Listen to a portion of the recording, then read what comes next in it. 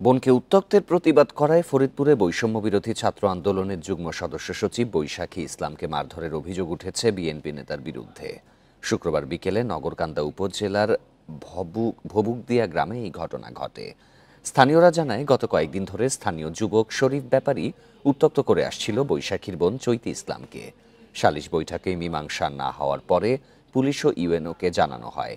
এতে ক্ষিপ্ত হয়ে বিএনপি নেতা বদিউজ্জামান তারামুল্লাহ ও তার লোকজন বৈশাখীর ওপর হামলা চালায়। এ ঘটনা জানাজানি হলে রাতে ঢাকা বরিশাল মহাসড়ক প্রায় 1 ঘন্টা অবরোধ করে রাখে বৈষম্য বিরোধী ছাত্র আন্দোলনের নেতাকর্মীরা।